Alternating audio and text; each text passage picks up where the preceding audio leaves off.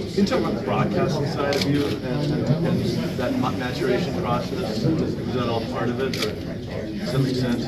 No, I mean, I think that being on TV, being an analyst is great. It's great because one thing that I had to get used to is being myself.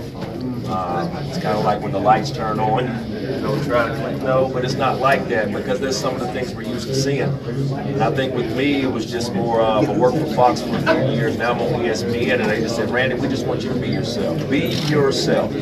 And I have a great time around people, but when the cameras come on, I had to get used to being myself. So for me to be able now to get adjusted to being on television, to be live on there, is like, it took a while, but I'm a little comfortable. And even you go back to explaining, and you offer things to help. You don't ask for publicity, you don't ask for credit, you just do it kind of on your own. And I'm not sure everybody knows that. I mean, it's kind of like this.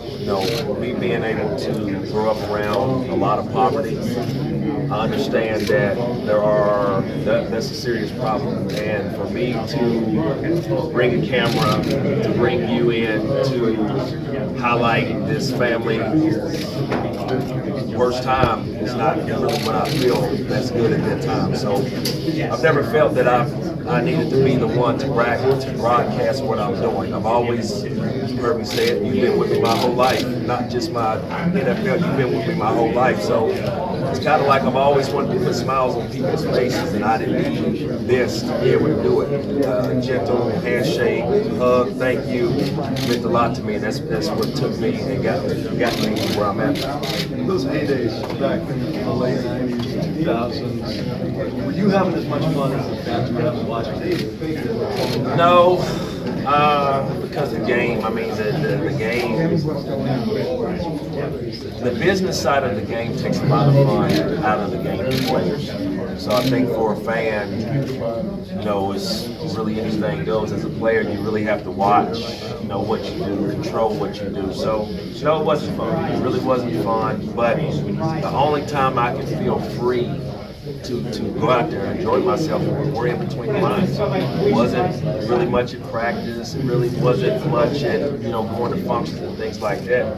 Where I felt most free was in between the white lines, man. That's just something you heard me say time and time again that I love the game. I love what comes with the game of football. And it was just something that, I played it, like I said, out recreational since I was 6 years old. And that's just something I grew accustomed to doing, something that I love to do. It's no different than a journalist writing, no different than an artist painting or drawing. I mean, I love to play football. I mean, it's unfortunate that, it took a lot of physical pain, but I had to learn how to endure that also. So, like I said, man, it's just something I like to do, and I've been loving to do it since I was 6 years old.